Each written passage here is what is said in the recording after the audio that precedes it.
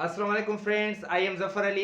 दोस्तों, मैंने आपको एक लेक्चर दिया था inverted form of the sentence के मुतालिक। Inverted form of the sentence क्या होता है?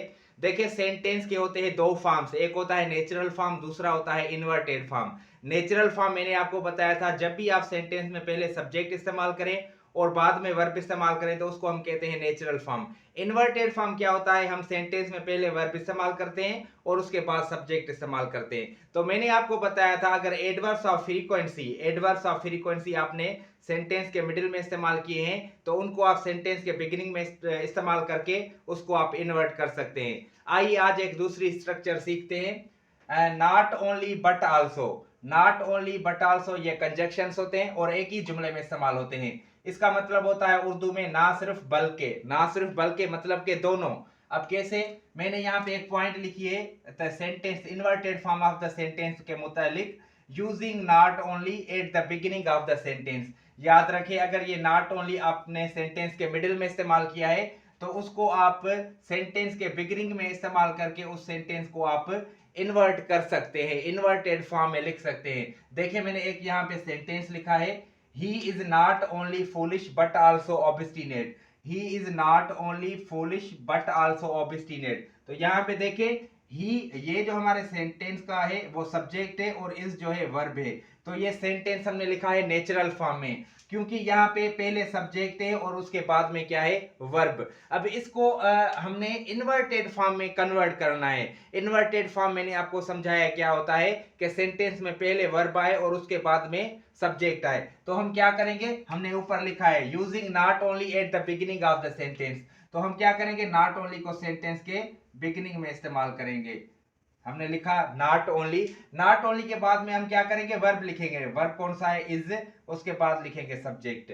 Not only is he, not only is he foolish but also obstinate, but also obstinate.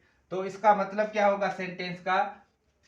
ना सिर्फ ना सिर्फ बेवकूफ है बल्कि जिद्दी भी है। मतलब ये दोनों क्वालिटीज उसमें हैं।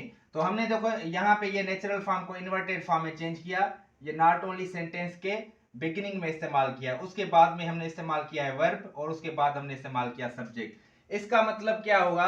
अगर नॉट ओनली वाला जो सेंटेंस है, नॉट ओनली और बट आल्सो वाला जो सेंटेंस है, उसको आप नेचुरल फॉर्म में भी लिख सकते हैं, जैसे हमने यहाँ पे लिखा है, पहले सब्जेक्ट है और बाद में वर्ब आए। उसको हम इन्वर्टेड फॉर्म में भी लिख सकते हैं। यहाँ पे हमने इन्वर्टेड फॉर्म में लिखा है कि जब भी आप नॉट ओनली को सेंटेंस के बिगिनिंग में इस्तेमाल करेंगे तो उसके बाद हमको वर्ब इस्तेमाल करना है और उसके बाद आपको सब्जेक्ट इस्तेमाल करना है। अब आइए एक दूसरा सेंटेंस लिखते हैं।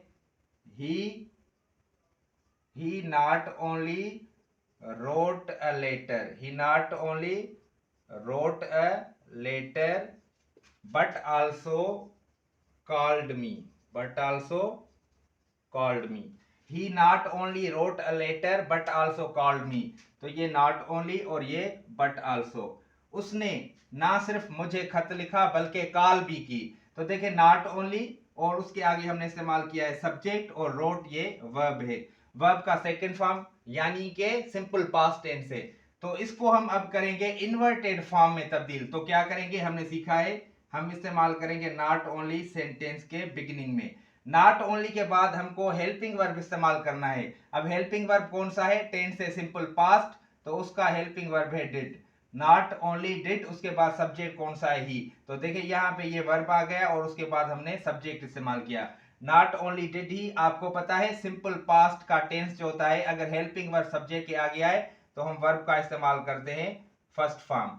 Not only did he write a letter but also called me, but also called me. तो ये सेंटेंस हो गया इन्वर्टेड फॉर्म में तब्दील। तो आज के लेक्चर में हमने सीखा नॉट ओनली और बट आल्सो वाला जो सेंटेंस होता है उसको आप नेचुरल फॉर्म में भी लिख सकते हैं। नेचुरल फॉर्म में कैसे लिखेंगे? नॉट ओनली को सेंटेंस के मिडिल में इस्तेमाल करेंगे और उसको आप इन्वर्टेड फॉर्म में भी लिख सकते हैं। इन्वर्टेड फॉर्म में क्या होगा?